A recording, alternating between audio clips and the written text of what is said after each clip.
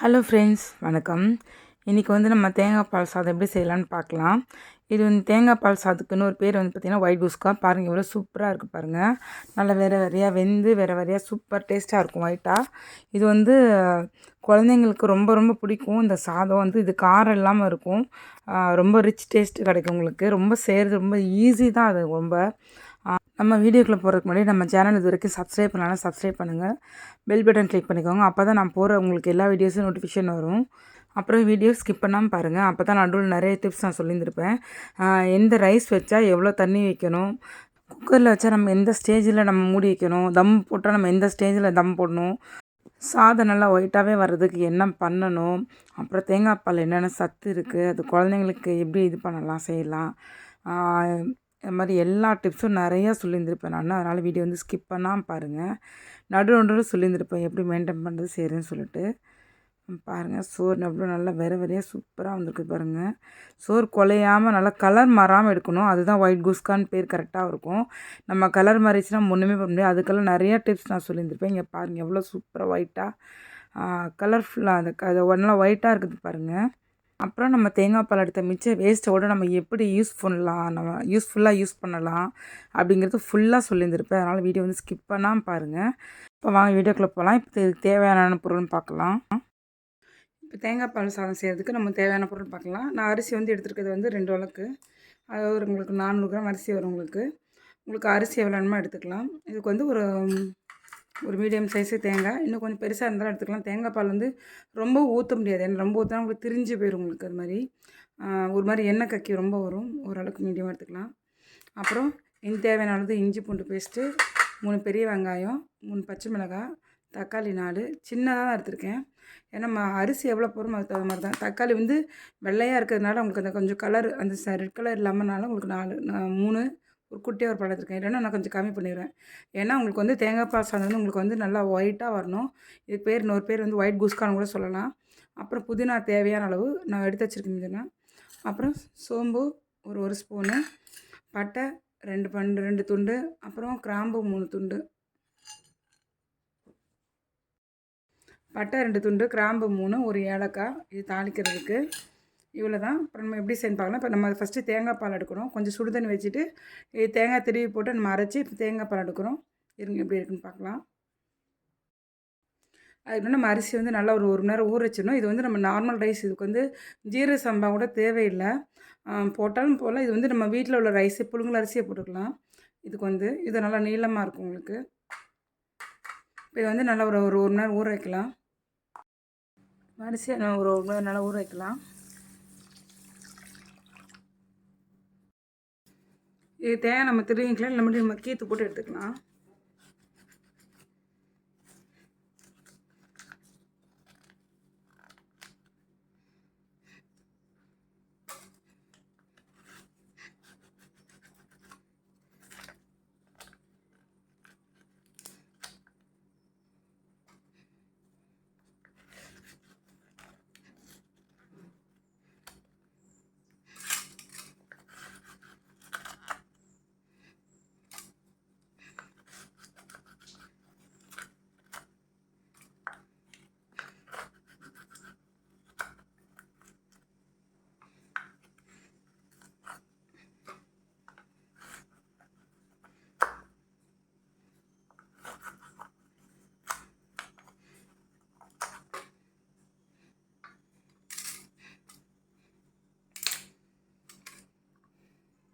கொஞ்சம் நைஸாக மிக்சியில் அரைச்சிக்கலாம். பிறகு நம்ம அரைச்சி எடுத்தாச்சு. இதில் ஊற்றி நம்ம சுடு தண்ணியில் ஊற்றி தேங்காய் பால் எடுக்கலாம். சுடு தண்ணி கொஞ்சம் எல்லாம் ஊற்றிக்கலாம். ஊற்றிட்டு ஒரு நிமிஷம் விட்டு வரணும். நல்லா கலக்கிக்கணும். அப்போ தான் அந்த பால் இறங்கும் உங்களுக்கு. நம்ம உடனே ஊற்றணுன்னா எடுத்து வடிகட்டக்கூடாது. ஒரு 30 செகண்டாச்சும் டிஸ்டர்ப் பண்ண விட்டுறணும். சூடு நல்லா கொதிக்க தண்ணி இருக்கணும். அதை ஊற்றினா தான் உங்களுக்கு பால் நல்லா திக்காக கிடைக்கும். இல்லைன்னா தண்ணியாக தான் இருக்கும் உங்களுக்கு பால். இப்போ ஒரு நிமிஷம் ஆயிடுச்சு.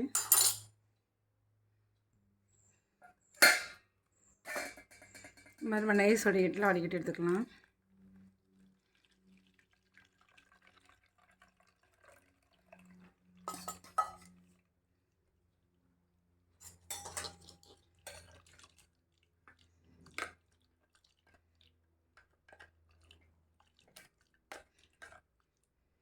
இது நம்ம அப்படியே கொஞ்சம் சர்க்கரை போட்டு அப்புறம் கொஞ்சம் துளியோண்டு ஒரு சின்ன ஒரு பிஞ்சு உப்பு இதெல்லாம் போட்டு குடிக்கலாம். உடம்புக்கு நல்லது. ஆப்பத்துக்கு சாப்பிட்லாம். ஆனால் நம்ம இதுக்கு போடுறதுனால சாப்பாடு போடுறதுனால வேறு எதுவும் பண்ணக்கூடாது. குழந்தைங்களுக்கு தேங்காய் பால் அடிக்கடி கொடுத்தா உடம்புக்கு நல்லது. முடி வளர்ச்சிக்கு நல்லா உதவும் தேங்காய் பால். வயிற்று புண்ணு ஆற்றும் நல்லாவே.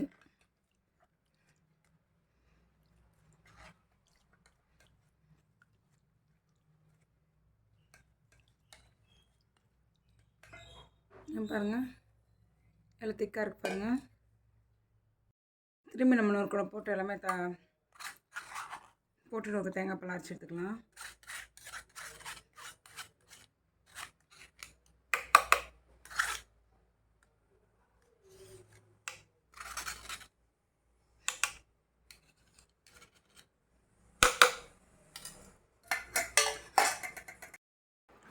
இந்த ரெண்டாவது இருக்கிற பால் வந்து நம்மளுக்கு திக்கு கம்மியாக தான் இருக்கும்.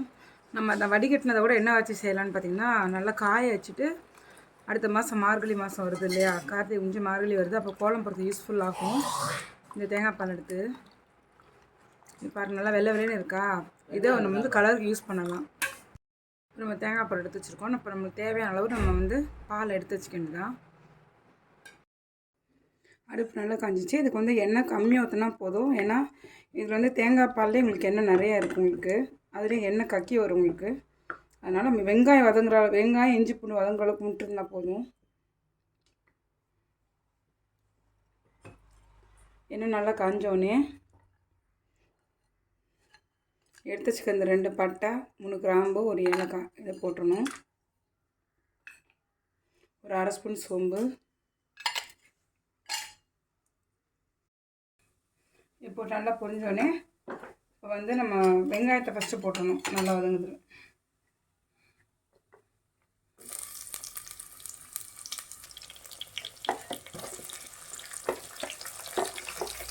இதுக்கு வெங்காயம் வந்து அதை நம்ம இதே மற்ற சாப்பாடு நம்ம வெங்காயம் நல்லா வதங்குன்னு சொல்லுவோம். இதுக்கு வந்து நம்ம அரை வதக்கு வதங்கினா போதும். ஏன்னா நம்ம வந்து ரைஸ் வந்து ஒயிட்டாக வரணும். அதனால் நம்ம வந்து வெங்காயம் வந்து நல்லா ஃபுல்லாக வதங்கக்கூடாது. நம்ம ரைஸ் ஒயிட்டாக இருக்குன்னா நிறையா டிப்ஸ் இருக்குது. நடுவில் ஃபுல்லாக ஸ்கிப் பண்ணாமல் பாருங்கள்.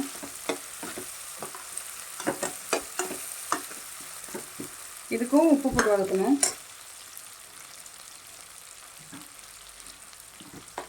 நம்ம உப்பு போட்டு வதக்கினாலும் நீங்கள் ஞாபகம் வச்சுட்டே இருக்கணும். திரும்பி நம்ம கடைசியில் உப்பு வேணுங்கிற அளவு ஆட் பண்ணுறப்ப ஞாபகம் வச்சுக்கணும்.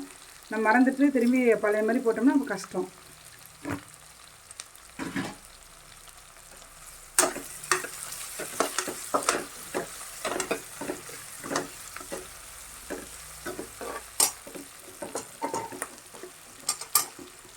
நான் கம்மியாக ரைஸ் வச்சுக்கிறனால குக்கர்லேயே வச்சிட போகிறேன். தம்மில் வைக்கிறதா இருந்தால் தண்ணி ஓரளவு ஊற்றணும். அப்புறமேட்டு நம்ம குக்கரில் வைக்கிறதா இருந்தால் தண்ணி ஓரளவு ஊற்றணும். இது அப்புறம் அரிசி எப்படி இருக்குன்னு பார்த்தா அதுக்குன்னு தகுந்த மாதிரி வைக்கணும். நம்ம போட்டுக்கிறது வந்து புழுங்குற அரிசி.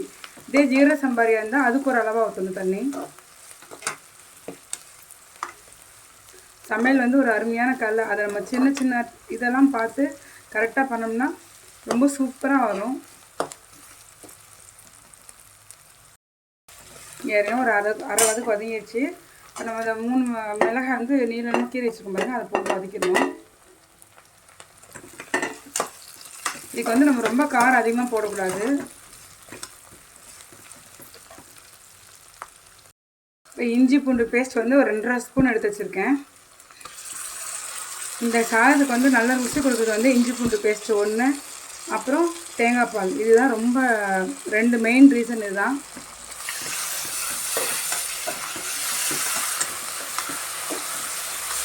கைவிடம் கலர்னால் இல்லைன்னா இஞ்சி பூண்டு பேஸ்ட் அடி பிடிச்சிரும். அடி பிடிச்சினா நம்ம கிண்ட முடியாது, வலிக்கு போகும் உங்களுக்கு. இது போட்டோம்னா கைவிடாமல் கலரிட்டுருவோம். பாருங்கள் வதக்கிறப்ப என்ன வாசனை வருது பாருங்கள், பசிக்குது.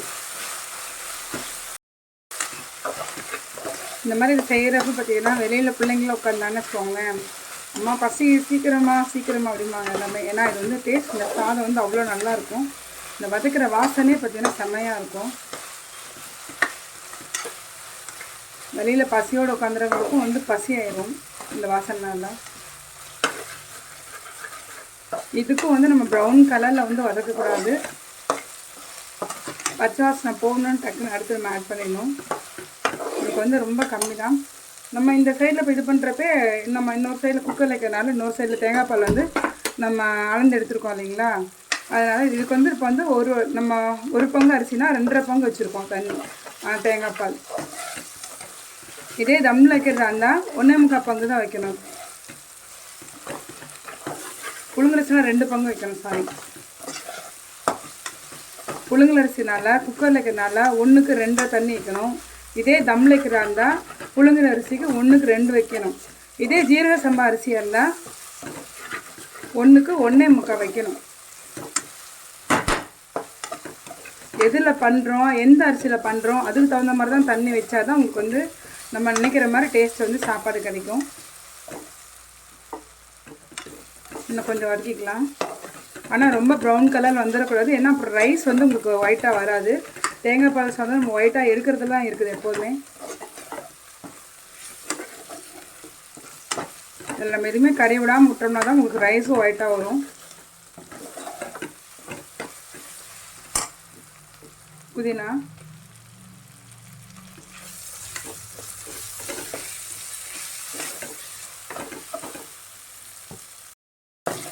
பாருங்க, இது லைட்டாக அடுப்பிக்கிறது.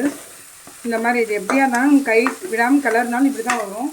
அதனால் வெட்டி தக்காளி எடுத்து போட்டு அடுப்புக்கு வந்து ஃப்ளேமை கம்மி பண்ணிடணும். அப்போ தான் இந்த தக்காளியில் ஜூஸில் எல்லாமே இதெல்லாம் அடிப்பிடிச்சதெல்லாம் உங்களுக்கு கரெக்டாக கிண்ட வந்துடும்.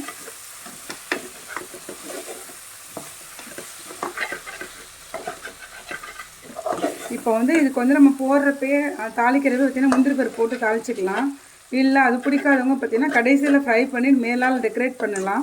ரெண்டுமே நல்லாயிருக்கும். நான் வந்து கடைசியில் தான் ஃப்ரை பண்ணி மேலே டெக்கரேட் பண்ண போகிறேன்.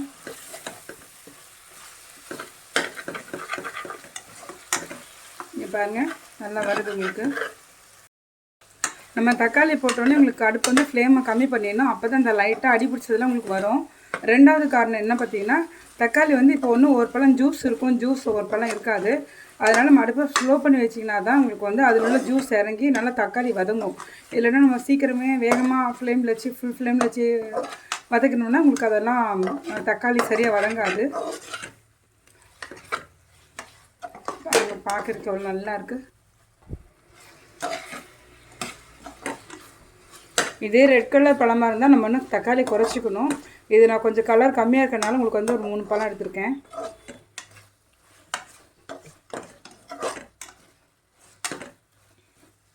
நம்ம ஒவ்வொரு விஷயத்துலையும் ரொம்ப கவனித்து பண்ணோம்னா சாப்பாடு ரொம்ப ருசியாக வரும். எப்போதுமே அசால்ட்டாக செஞ்சோம்னா வேறு, பார்த்து செஞ்சோம்னா வேறு. இது வதங்கட்டும். அதுங்கள்ட்ட நம்ம வந்து அரிசியை நல்லா கழுவி தண்ணியெலாம் வடிச்சு எடுத்துக்கலாம். இப்போ பாருங்க, எண்ணெய் நல்லா கக்கி வருது. அப்போ நல்லா தக்காளி வதங்கிச்சுன்னு அர்த்தம். நம்ம வந்து பக்கத்தில் இப்போ தேங்காய் பால் வச்சுருக்கோம் பாருங்க அடுப்பில், அது வந்து நம்ம கொதிச்சிடக்கூடாது. கொதிச்சுன்னா இதுலேயுமே சரி, நம்ம தேங்காய் பால் ஊற்றுறப்ப கொதிச்சிடக்கூடாது. அது எதுக்குன்னா பக்கத்தில் இப்போ தேங்காய் பால் சூடாக வச்சுக்கணும். இதிலே ஊற்றி வச்சுருந்தோன்னா வைக்கலாம். ஆனால் கொஞ்சம் நம்ம டைம் சேவ் பண்ணுறதுக்கோசரம் பக்கத்து அடுப்பில் வச்சுருக்கோம். ஊற்றணும் டக்குன்னு இது பண்ணிடலாம். ஏன்னா அது கொதிச்சிடக்கூடாது. ஊற்றுனோன்னே கொதிக்காமல் இருந்தால் தான் உங்களுக்கு டேஸ்ட் நல்லா வரும். தேங்காய் பால் கொதிச்சிச்சுன்னா அது வேறு மாதிரி ஒரு மாதிரி திரியாக அந்த சாதத்தில் ஒட்டாமல் வரும் உங்களுக்கு.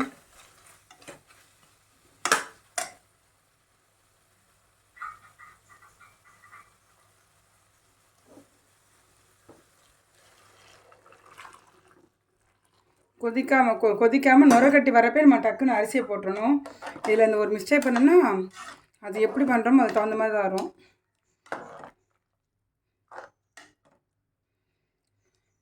நுர கட்டி வரப்பே நம்ம டக்குன்னு பூ பார்த்துக்கலாம்ப்பா.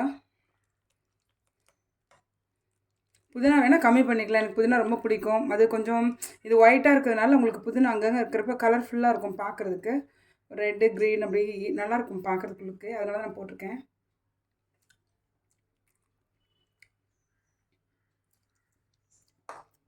உப்பு கரெக்டாக இருக்குது. இது அவ்வளோ டேஸ்ட்டாக இருக்கும். பாருங்க, நுர கட்டி வந்துருச்சு. நுர கட்டி வர பொங்கி கொதிச்சிடக்கூடாது. இல்லைன்னா நுர கட்டி வரப்போ நம்ம அரிசியை போடணும். மற்ற எல்லாமே நம்ம கொதிச்ச பின்னாடி தான் போடணும். ஆனால் இதுக்கு வந்து நுர கட்டி வரப்போ போட்டணும். சாப்பாடு நீங்கள் குக்கரில் வச்சாலும் சரி, தம்மில் போட்டாலும் சரி, அரிசி இப்படி போட்டுட்டு அரிசி மேலே நிற்கணும். அப்போ தான் வந்து தண்ணி வந்து கரெக்டாக இருக்குன்னு அர்த்தம். இல்லாட்டினா உள்ளே ஃபுல்லாக போயிடுச்சுன்னு வச்சுக்கோங்களேன், நம்ம ஒரே இதில் கொட்டணும். உள்ளே போயிடுச்சுன்னா உங்களுக்கு வந்து தண்ணி எக்ஸஸாக வச்சுருக்கோம் அப்படின்னு அர்த்தம். சாதம் குழஞ்சி தான் வரும். இது நீங்கள் வேணால் செக் பண்ணி பார்த்துட்டு கமெண்ட் பண்ணுங்கள். அரிசி நம்ம இப்படி போடுறதுலே தெரியும் நம்ம கரெக்டாக தண்ணி வச்சுருக்கோமா இல்லை ஜாஸ்தி வச்சுருக்கோமான்னு. இப்போ இதே நம்ம தம்மில் வைக்கிறதா இருந்தால் அரிசியும் தண்ணியும் பாதி பாதியாக நல்லா ஒன்றா வந்துடணும். அந்த மாதிரி இருந்தால் தான் நம்ம பண்ணுவோம்.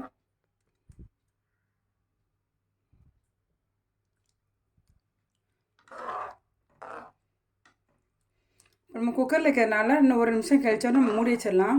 இல்லைன்னா அப்புறம் அடி பிடிச்சிரும் உங்களுக்கு. ஒரு 3 விசில் உங்களோட ரைஸ் எப்படி இருக்கோ அதை பொறுத்து நீங்கள் எத்தனை விசில் விடுவீங்களோ அத்தனை விசில் விட்டு இறக்கு. நான் 3 விசில் வச்சு இறக்குறேன்.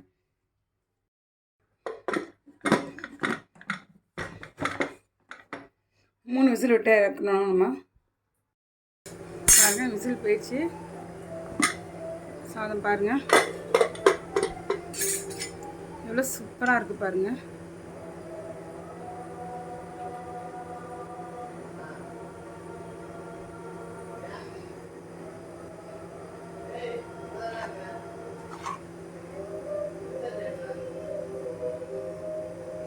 ஆவி பறக்குது பாருங்க நல்லாவே.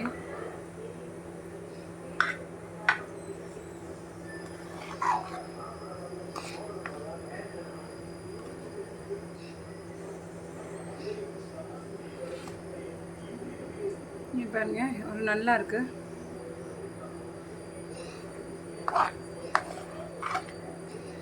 இப்போ வந்து நம்ம மேலே ரோஸ்ட் பண்ணி வச்சுருக்க முந்திரி பருப்பை மேலே எடுத்து டெக்கரேட் பண்ணிக்கலாம். நீங்களே செஞ்சு பார்த்துட்டு உங்களோட எக்ஸ்பீரியன்ஸ் ஷேர் பண்ணுங்கள். பிடிச்சிருக்கா பிடிக்கலான்னு கமெண்ட் பண்ணுங்கள்.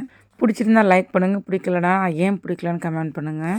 அப்புறம் இந்த ரைஸ் வந்து எப்போதுமே சுடுசோடு தான் சாப்பிடணும். ரெண்டாவது இலையில ஃபஸ்ட்டு போட்டு சாப்பிட்டீங்கன்னா எப்போதுமே எந்த சாதமாக தான் சரி இலையில சுடுசோடு போட்டு சாப்பிட்டிங்கன்னா அதோட பச்சை வயிற்றுல போய் நல்லா செரிமானம் கொடுக்கும். அது மெயினாக இந்த மாதிரி ஹெவி ஃபுட்லாம் பார்த்திங்கன்னா இந்த மாதிரி இலையில தான் போட்டு சாப்பிடணும்.